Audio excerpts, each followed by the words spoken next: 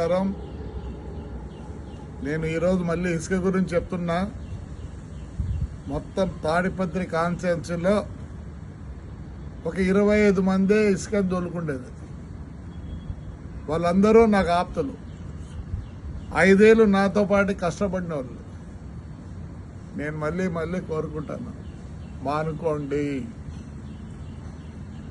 మీకు ఒకరికైనా డబ్బులు అంటే 2,50,000 మంది ఉంటే ఓటర్లే, 25 మందికి ఇదే. దూరం చేసుకోవద్దండి దయచేసి దయచేసి దయచేసి దయచేసి. మీరంతా నా కోసం 5 ఏళ్ళు కష్టపడ్డారు. నేను గ్రీన్ ట్రిబ్యునల్ పోయినా, సుప్రీంకోర్టుకు పోయినా, హైకోర్టుకు పోయినా, అంతగా నేను తగు వేసుకున్నా.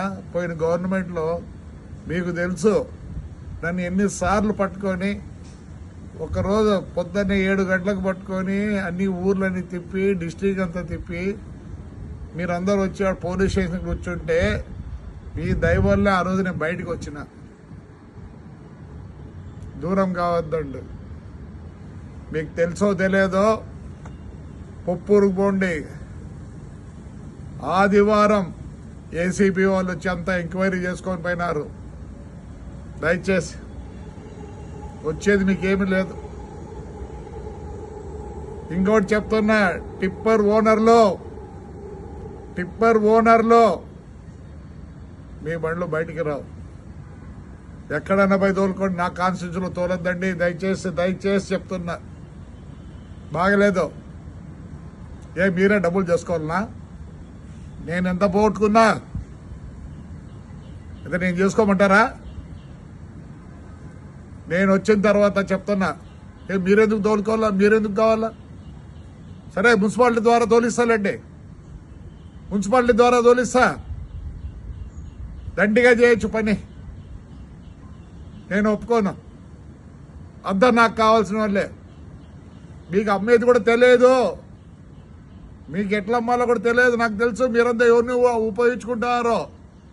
పోయిన గవర్నమెంట్లో వాళ్ళకి తెలుసు ఎట్లా అమ్మాలనో. అది మీరు చేసే వాళ్ళ సహాయం లేకపోతే మీరు ఒక ట్రిప్పర్ అమ్ముకోలేరు, ఒక ట్రాక్టర్ అమ్ముకోలేరు.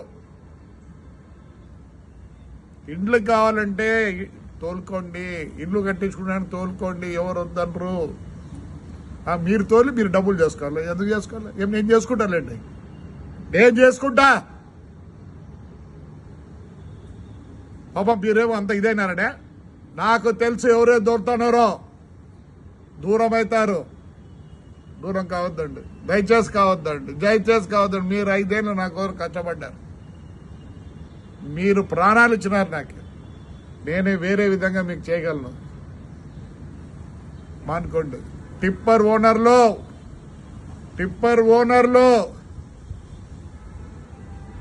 మీరు వచ్చి పోయినారని కెమెరాలో కనిపించింది. మీరు ఏడున్నా వదిలిపెట్టండి. టిప్పర్లు తెచ్చి వదలరు. టిప్పర్లో ఏమి చెప్పండి. ఏమి ఆ 25 మందికి అంత అవస్థ? బతకలేకున్నారా? ఒక పని చేద్దాంలేండి, అంతా కలిసి మున్సిపాలిటీకి ఇద్దాం. మున్సిపాలిటీ అన్నా బాగుపడుతుంది.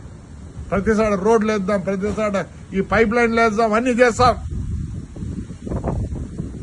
దయచేసి అంతా మీరు నాకు ఆప్తులు, నాకు ప్రాణాలు ఇచ్చేవాళ్ళు.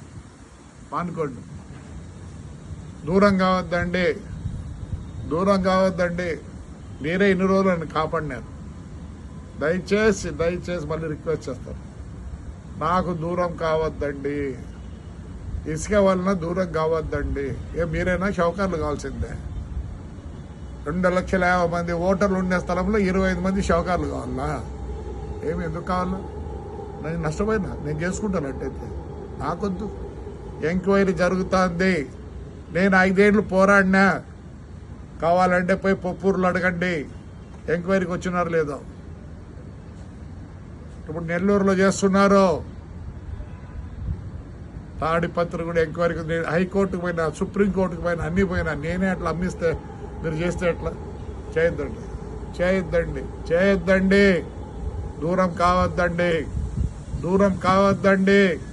మీరు నాకు కావాలా? మీకు నిజంగా కష్టం ఉంటే ఏదో వేరే ఆలోచిద్దాం. దయచేసి చేయొద్దండి.